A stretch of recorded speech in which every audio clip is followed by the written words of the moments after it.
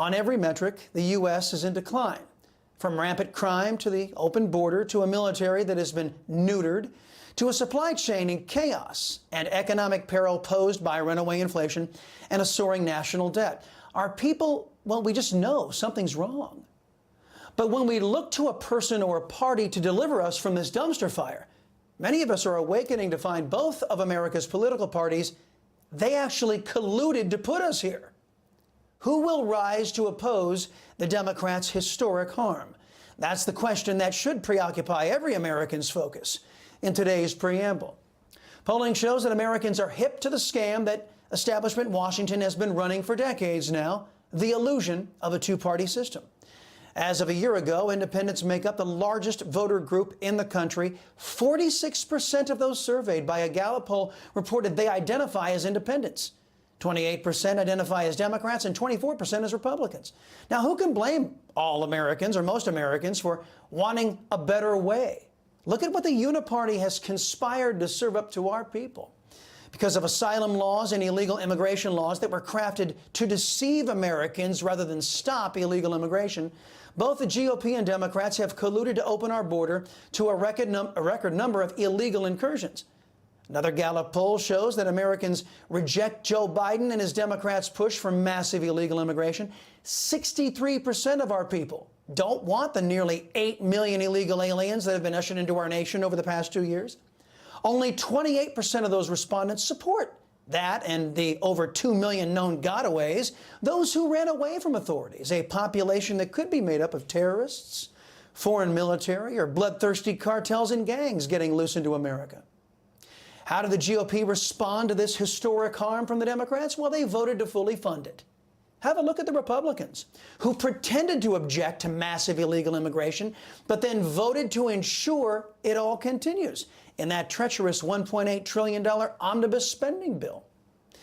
But it's even worse. In an effort to make sure no money was ever spent to stop illegal immigration, the GOP enthusiastically voted for this provision, quote, "None of the funds shall be used to hire permanent federal employees or to acquire, maintain, or extend border security technologies and capabilities, except for technology and capabilities to improve Border Patrol processing."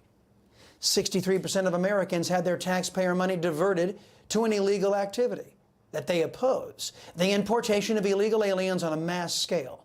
And they were forced to do it by the Republican Party, who colluded with Democrats. Democrats have big plans for their estimated 15 million illegal aliens they ushered in by the end of Joe Biden's term. Again, it's an estimate, but that's what we're forecast to see. They will be issued IDs, a gateway to being allowed to stay in the United States and vote for Democrats in key areas.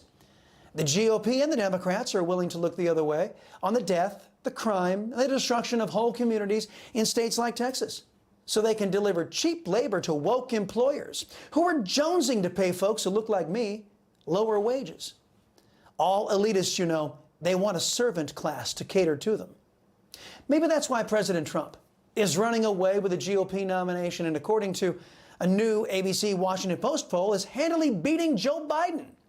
Not since Ronald Reagan has a Republican president honored and delivered for his voters on conservative pro-American policies as President Trump has. And because Trump thinks Democrats actually should be opposed, he earns the ire of both political parties that would just as soon continue the illusion that there's a battle of ideas in the United States government. Democrats have earned Americans' opposition. There isn't much they've done right in the years since Barack Obama, since he burdened our nation. Remember the modern definition of bipartisanship. The GOP and Dems agree to do it all the Democrats' way. Far too many Republicans have adopted that unfair definition as gospel. From the Texas House of Representatives to Capitol Hill, those Republicans are discovering that a growing number of independent and conservative voters want another option. Those Republicans who prize their relationships with Democrats over the fidelity to their voters are quickly identified and will soon be driven from power alongside their socialist friends. The next wave in America won't be partisan, Republican versus Democrat. It will be a wave of a majority of Americans who wish to continue being Americans versus the historic harm ushered in by the Democrat Party and the Republicans who voted to support it.